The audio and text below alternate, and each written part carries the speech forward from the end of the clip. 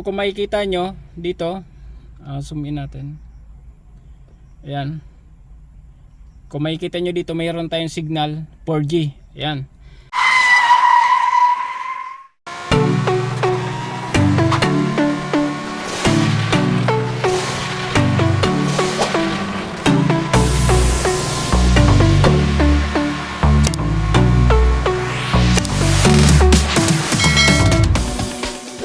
Ayan mga trippings, may dumating na sa atin dito na parcel. Panibagong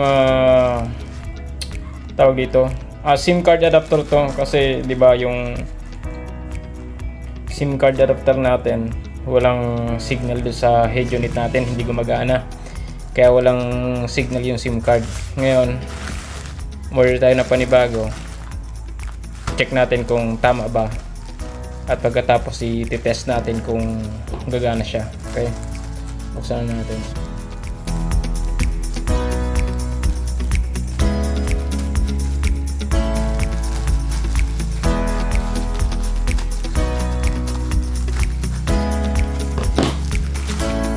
Ayan siya.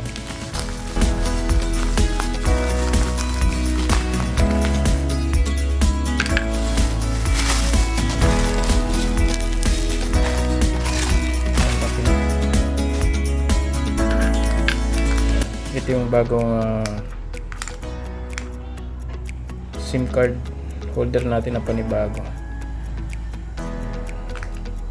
Kaya subukan na natin. Check natin kung gagana. Okay, ayan siya.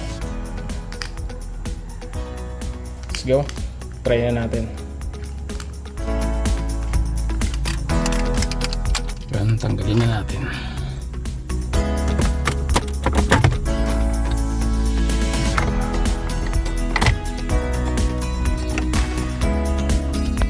Kuha natin yung panungkit muna. Ayan, tanggalin na natin. Medyo mahirap kasi tanggalin. Ayan. So okay na, tanggal na. So next, ito, ilalagay na natin yung bagong SIM card adapter natin. Ayan.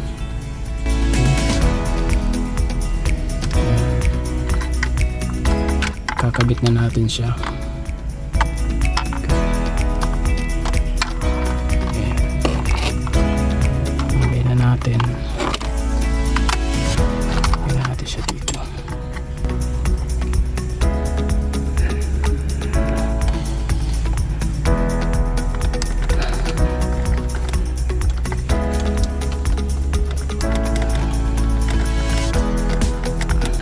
Ayan. Nakabit na natin. Sunod na gagawin natin is lagyan natin yung SIM card. SIM card natin smart. Ang pag-open naman nito, nakaganyan siya. Push down. Okay na yun. Then up. Pag-open naman nito, push down. Sikotin mo. Yan, okay na yun. Tapos sa paglagay nito, dapat nakataob siya. Tapos hindi ka naman malilito niyan kasi yung kanto ng SIM card natin may ganito, may tapyas, so ganun din dito. So paglagay niya is ganito. Ayan. Ayan. Then close the end, then push up. Ayan, lock na yan. Close, push up. Okay na yan. So lagay natin siya dyan. Then test na natin siya. Okay.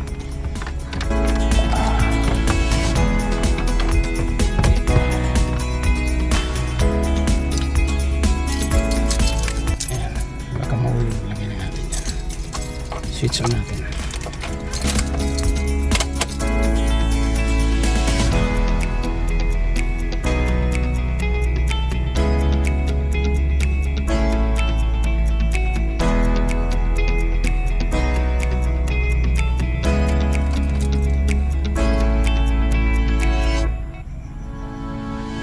TPMS. Then balik tayo. Home.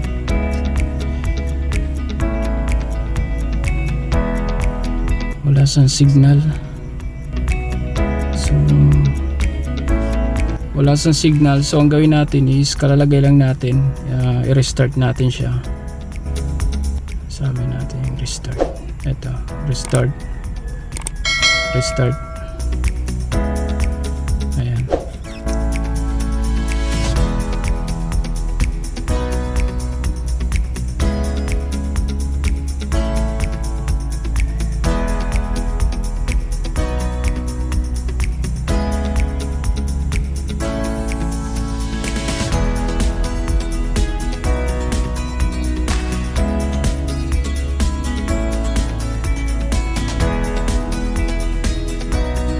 Hintay lang tayo.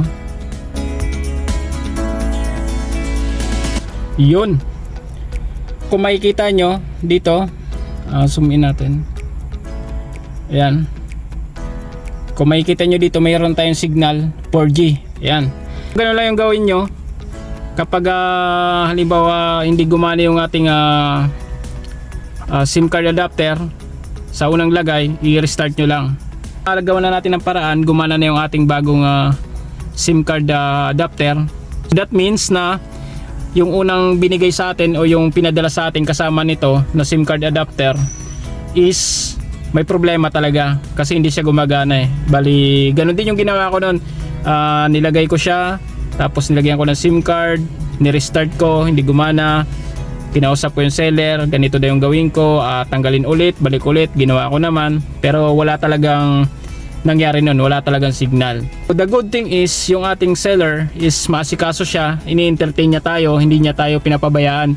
Kaya yung sinabi kong ginawa ko na lahat talaga na wala talagang signal, yun yung ginawa nila. Nagpadala sila ng panibagong SIM card adapter. Yun. Kaya yun nga yung na-receive natin kanina dumating, then ngayon natin siya tinesting. Yan. Successful yung paglagay natin, merong signal na yung ating head unit 4G. Hindi na natin kailangan pang i-connect yung ating head unit sa kahit na anong internet device, kahit sa wifi natin, sa cellphone natin, sa hotspot natin, hindi na natin siya i-connect dahil meron ng sariling internet yung ating head unit. Okay? So kagandahan pa nito, isa pa, pag pumunta tayo sa setting nya, yan, setting, yan sa network and internet, open natin siya, yan, meron tayong hotspot. So ibig sabihin pwede natin gawing hotspot itong ating head unit. That means na pwede tayong mag-connect dito gamit yung ating cellphone, just in case na liba naubusan tayo ng personal data sa cellphone natin, wala na tayong pang internet, and then yung head unit natin is meron pang load, pwede tayong mag-connect sa kanya, gawin natin siyang hotspot. Click nyo lang itong hotspot and tethering. Yan. Yan yung mga makikita natin dyan. Ito yung Wi-Fi hotspot. Click nyo lang yan. And then open nyo lang ito. Yan. Hotspot na siya. Ayun. Kita nyo may lumabas na doon. Ayan.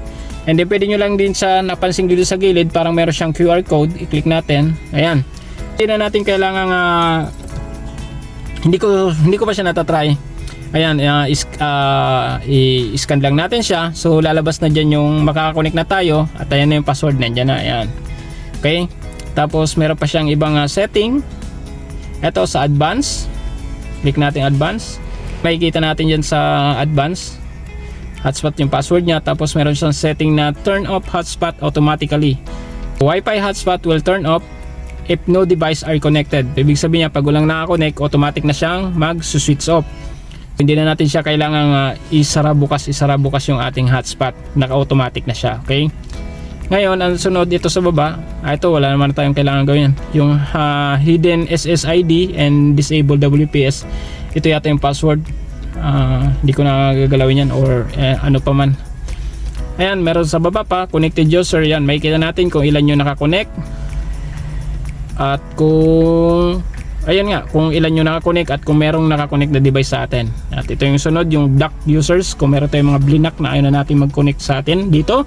Kung meron tayong kamag-anak, kapatid o kahit sino. Yan, diyan natin makikita. Whitelist, device list. Ayan. Kung manually mo siyang i-add dito sa device natin sa Android. Kung meron tayong kamag-anak, kapatid na ganyan nga na gusto nating wala man siya dyan na i-manually na lang natin siyang i-add. Yun, magagawa natin yan. Ayan. Ayan. Hindi ko na i-off ko na itong ano niya, hotspot niya kasi mayroon naman akong sariling wifi sa phone ko. Tsaka pag na-dito sa sakyan, ito na yung gagamitin natin. Okay? Ayan, balikin natin. So ito lang, hanggang dito na lang yung video natin. At sinubukan ko lang talaga kung gagana na itong bagong dating natin na tawag dito, SIM card holder adapter. Ayan, para sa 4G internet natin. Okay, palike na rin sa video, share, subscribe para sa mga incoming pa natin na car accessories installation. Okay, maraming salamat, have a good day, have a safe trip, bye bye.